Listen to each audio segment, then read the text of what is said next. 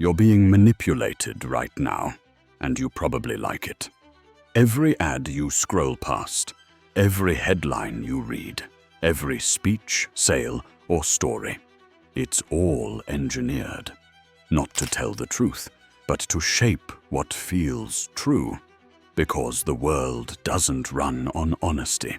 It runs on perception. Niccolò Machiavelli knew this 500 years ago. In The Prince, he wrote not about morality, but about power, about how perception could be weaponized, how illusion could be more useful than truth, not because it's right, but because it works. And if you don't understand how it works, you're not safe from it. You're vulnerable to it. This video isn't about becoming a villain. It's about learning how the world really works, so you can defend yourself, lead others, and see the strings that most never notice. I'm about to give you 5 Machiavellian laws of deception. They've been used to start wars, win elections, build billion-dollar brands, and yes, manipulate you. Not evil, just powerful. And now, they're yours. Let's begin.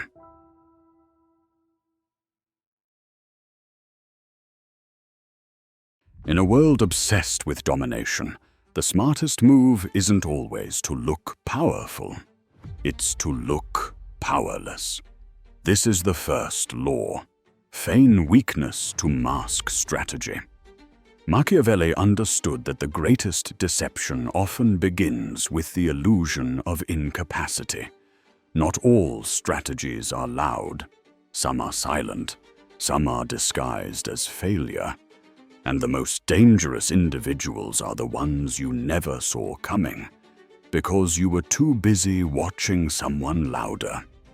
You mistook silence for surrender, stillness for weakness. Why pretend to be strong when pretending to be weak gives you the advantage? When people think you're powerless, they talk more. They reveal more. They let their guard down. That gives you access, not just to information, but to leverage. And power is nothing without timing and leverage. Consider Cesare Borgia, Machiavelli's model of ruthless statecraft. When Cesare moved into Romagna, he let his enemies underestimate him.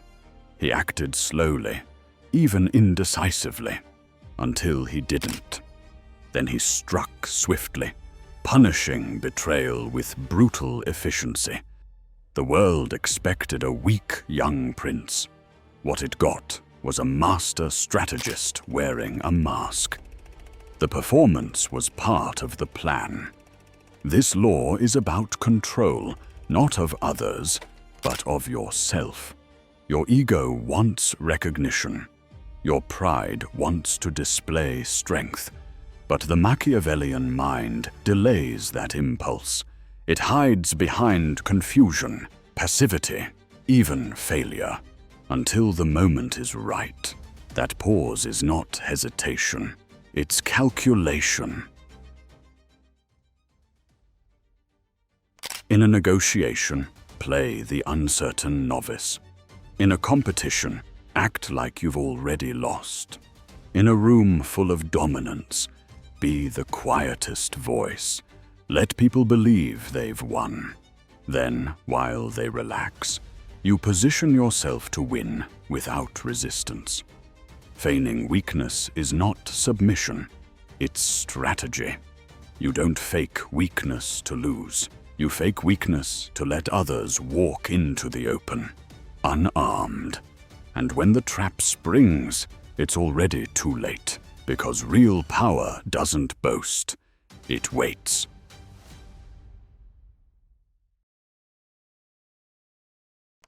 In a world ruled by self-interest, people don't hear truth, they hear what serves them. Speak to their desires, and you control what they believe. This is the second law. Speak their desires, not your intentions. Machiavelli taught that to lead, influence, or deceive, one must speak the language of the people. not the truth, but the version of truth that flatters their hopes, fears, and expectations.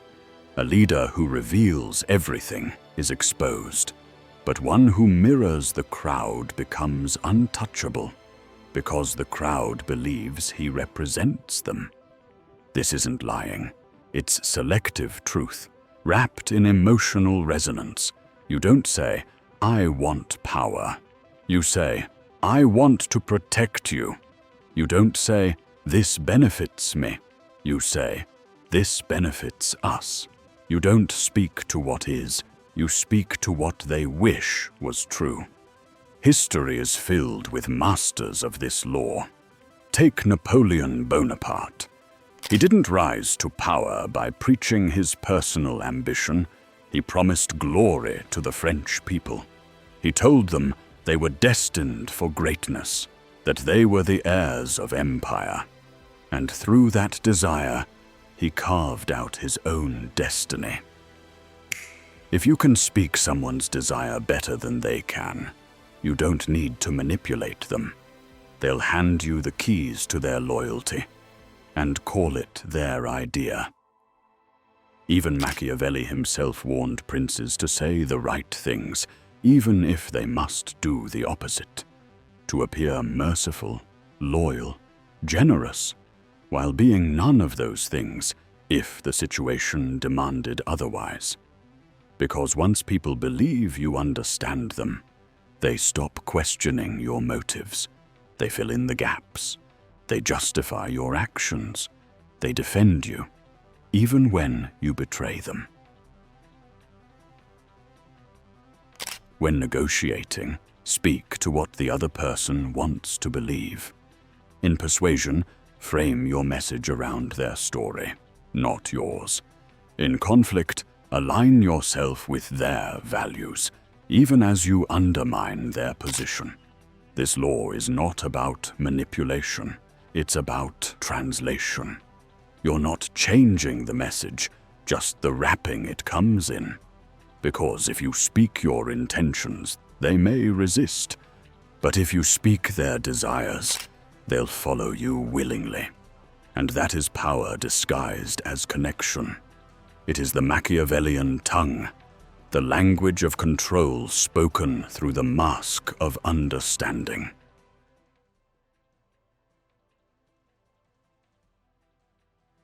Power is not taken by force.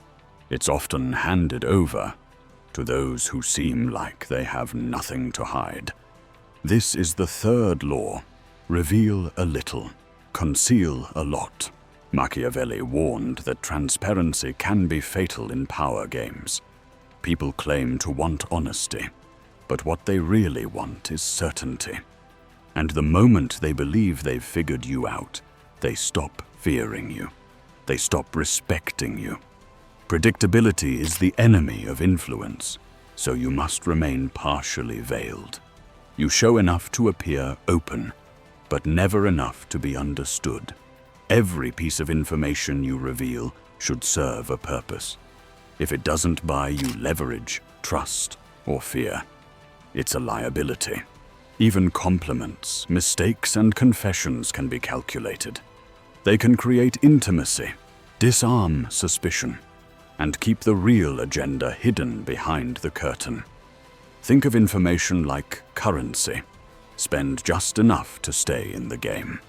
Hoard the rest to buy your advantage when the stakes are highest. Great manipulators understand this deeply. They build trust by sharing selectively. Stories, emotions, flaws, not because it's honest, but because it feels honest. That perceived vulnerability lowers defenses. It invites closeness. It makes you lean in, right when you should be stepping back. The moment they think they've figured you out, you become less dangerous. Stay mysterious, because what people don't know, they fear. And what they fear, they respect. Julius Caesar once wept in front of a statue of Alexander the Great, lamenting how little he had accomplished by that age. That was no emotional breakdown. It was theater, a calculated display of vulnerability to earn loyalty from his men. Behind it was a mind already plotting Rome's transformation. The best manipulators never lie outright. They offer a glimpse of truth, just enough to be believed. They show one card, never the deck. They cry in public, but plan in silence. They fail loudly and rise quietly. Say less in meetings. Let silence make others uncomfortable. When asked a question, answer half and redirect the rest. Drop stories with intentional gaps. Share just enough to seem open, but always keep the core concealed. Let others believe they know you, while they remain completely exposed. People crave certainty. Deny it. They want transparency. Distort it. And when they finally think they've figured you out, change the pattern. Because the moment they can predict you, they can replace you.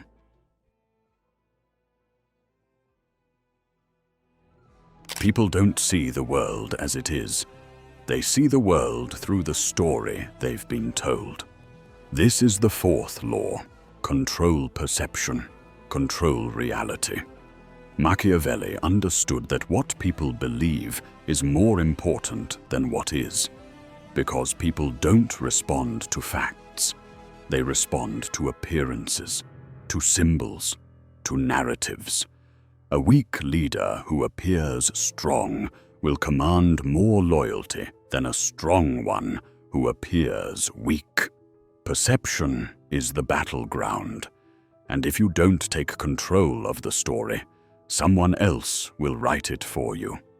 The truth is, most people never question what they see. They trust first impressions. They absorb reputation like gospel. And once a belief takes root, it hardens. Facts bounce off it.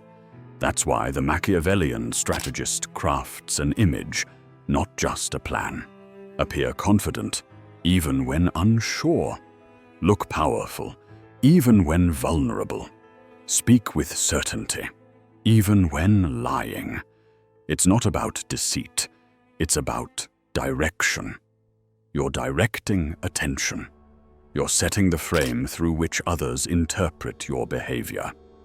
If they see you as powerful, you are. If they see you as weak, even when you're not, your power dies before it's ever tested. Machiavelli praised Cesare Borgia for mastering this law. Borgia orchestrated public executions, not just to punish, but to display justice. He appointed a cruel enforcer to pacify a region, then publicly executed that same enforcer to win public favor. The message? Borgia was both feared and fair, ruthless and righteous. He controlled the perception and shaped the myth. Start with environment. What surrounds you shapes how you're seen. Speak in images, not just arguments. People remember symbols, create contrast in your persona, calm under pressure, humble in victory, bold in silence. When mistakes happen, own them with poise. Spin them as lessons, not failures. Remember, people don't follow raw truth. They follow clarity, confidence, story. And if you can give them a story they want to believe, they'll believe it with their whole heart, even if it's false. Control perception long enough, and perception becomes reality. That's the Machiavellian way.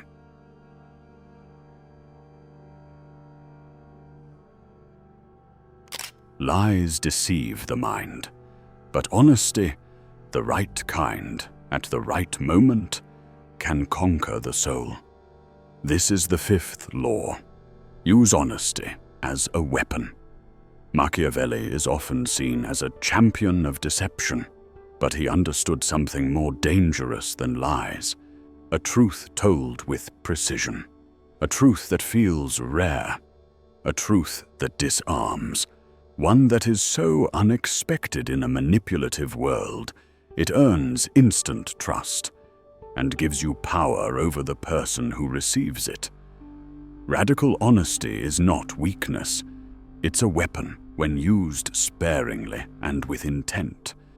Imagine a room full of performers, each person wearing a mask, selling an image, and then someone speaks with brutal clarity, admits a flaw, exposes a hidden truth. Everyone stops, because the realist voice always cuts through the noise. In a world drowning in performance, the honest man becomes a king, because no one sees him coming. Machiavelli warned that truth should never be offered freely. It should be calculated, used to win loyalty, to bait trust, or to blindside an enemy with credibility before the real game begins. Look at history. The most persuasive leaders were not those who lied constantly, but those who told just enough truth to be believable. A well-placed confession, a moment of real vulnerability, a story that rings true, and suddenly, your entire mask becomes harder to question. When you need trust fast, give them a truth they don't expect. When your enemy doubts you, disarm them with something raw. When everyone's posturing, tell a truth that makes them uncomfortable.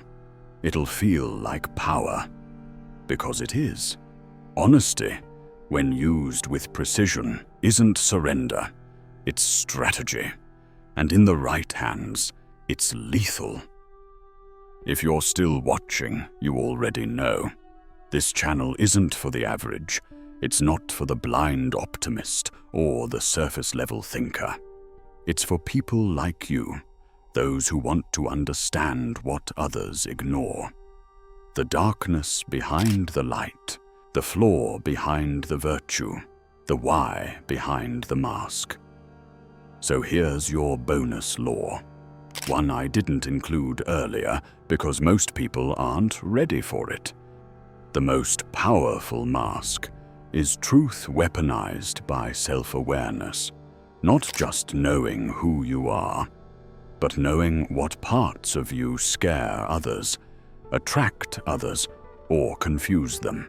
When you understand how others see you, and you can shift that at will, you don't just play the game.